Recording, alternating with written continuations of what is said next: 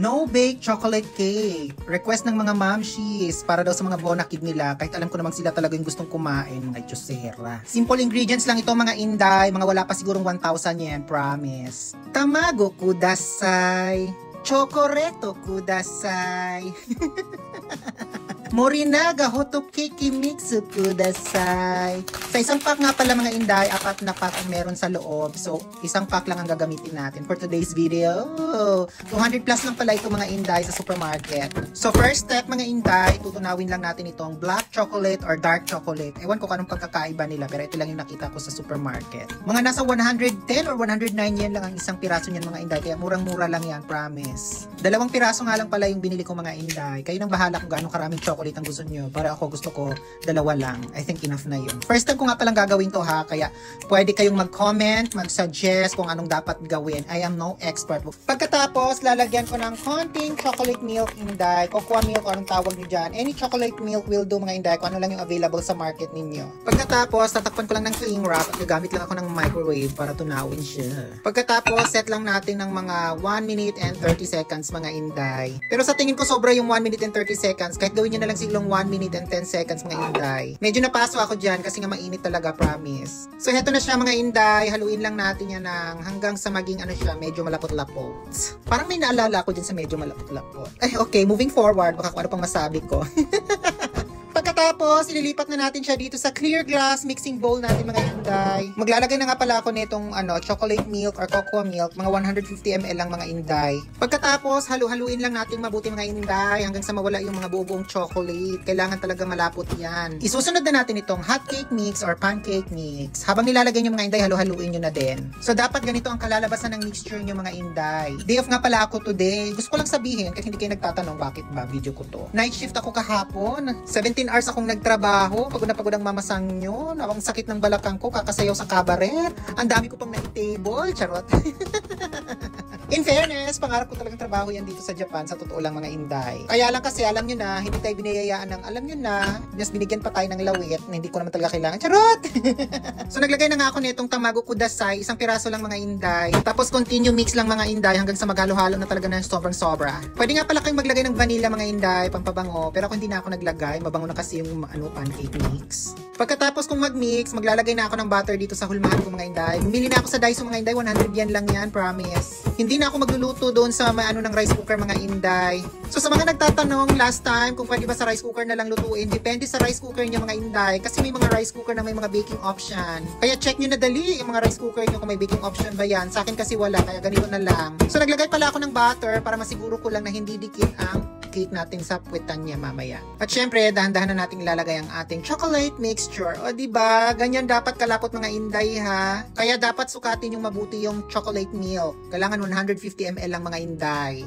Pagkatapos medyo itaktak natin para mawala daw yung mga bubbles. Of course, tatakpan na natin ang aluminum foil. Sikipan nyo talaga mga inday para hindi pumasok ang tubig. Yung kasi sikip ko. Ay, ano daw? So dito ko siya lulutuin sa frying pan ko na medyo malalim mga inday. So nilagay ko muna yan bago ako maglalagay mamaya ng tubig. Sa paglalagay ulit ng tubig mga inday, yung tama lang, wag naman yung parang lumulutang yung nyo, yung muhulmahan. At syempre, tatakpan natin. At gagamit tayo ng timer. Magsiset lang ako ng mga 40 minutes, pero sa totoo lang parang sumobra yata. Mga 35 minutes pwede na siguro. So habang naghihintay akong maluto itong cake, nagugutom na talaga ako mga inday. Bumili lang ako nitong ulam na nakasale na. Tinatamad na kasi akong magluto. 1 cup lang yung rice ko ha. Diet ako, charot. Ilalagay ko na lahat sa isang plato para isahang initan na lang sa microwave. Pag nag-iinit pala ako ng pagkain sa microwave mga inday, binabalot ko talaga ng cling wrap. Ayoko kasi nang nangangamoy pagkain ng loob ng microwave. Ayoko yung habang nag-iinit kami pumuputok-putok na, alam mo yun, di ba?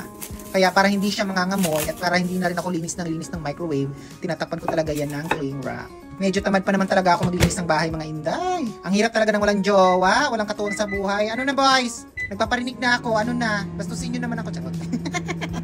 Lafang muna ako mga inday, gutom na talagang mamasang ninyo, Diyos ko Lord. Ito ang unang kain ko ngayong araw na ito mga inday at alas 7 na ng gabi, Diyos ko Lord, gabi na akong nakakain. So 16 minutes pa bago ang itinakdang oras. Char, ang lalim ko na magtagalog, galing. Hi, Jikang des!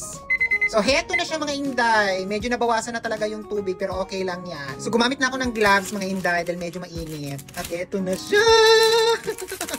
Talagang I'm so happy mga inday. Talagang perfect na perfect. I swear to Buddha. At talagang pinindot-pindot ko pa siya mga inday para ma-confirm na talagang ang lambot-lambot niya mga inday. Promise. Pagkatapos chinek ko na yung gilid mga inday kung dumikit ba siya. And perfect. Hindi siya dumikit. Promise. At medyo napasayo ako sa tuwa mga inday. Psycho des. Tuwa ako sa result mga inday. I promise. O mga boys, isipin nyo na lang ganyan kalambot ang dibdib ng mga, ay huwag na nga lang baka ma-rated as PG. At hindi pa natatapos dyan ang cake natin. Para talagang matakam yung mga anak nyo, kahit alam ko naman kayo talagang gustong kumain, maglalagay tayo ng design. So meron ako dito ang white chocolate na tutunawin lang natin. Maglalagay lang tayo ng konting gatas. Konti lang mga inday, huwag yung damihan dahil baka naman lasaw masyado. Kailangan medyo malapot-lapot ang resulta ng gatas ninyo. Ay, ng ano ninyo, ng chocolate toppings. Medyo naparami yung white chocolate ko nga pala mga inday. Kahit 2 bar lang pwede na. Fast forward na tayo mga inday. So heto na, tapos ko na siyang i-microwave. So kagaya ng dark chocolate kanina, i-mix nyo lang ng mabuti. Yung kailangan medyo malapot-lapot ulit yung ano niya, yung ano ba tawag dyan? Texture ba tawag dyan? Basta yun na yun. Pag hindi nyo pa nga pala na-reach yung consistency na gusto niyo, maglagay lang kayo ng more milk. So heto na mga inday, dahan-dahan ko na siyang ilalagay sa ibabaw ng cake natin. Kaya ako hindi naglagay ng sugar kanina because of this. Maglalagay kasi ako ng white chocolate topping sa ibabaw. I love white chocolates. Anyway mga inday, kayo na ang bahala kung anong klaseng design ang gusto ninyo. Pwede kayong maglagay ng icing and can do whatever you want. So ang plano ko talaga is i-cover ang buong cake. Medyo hindi ko pa nga natunaw yung white chocolate dyan, pero pwede na yan. Ako lang naman kakain, laban Japan. Pagkatapos maglalagay na ako nitong almond slice mga inday. Option na lang ito mga inday, kayo nang bahala talaga sa ano ninyo, sa design ninyo. At hihiwain ko na mga inday. Sa paghiwa pa lang mga inday, mararamdaman nyo ng sobrang lambot niya mga inday, promise. So kagaya ng dati, apat na ano nga ba yun? Apat na part.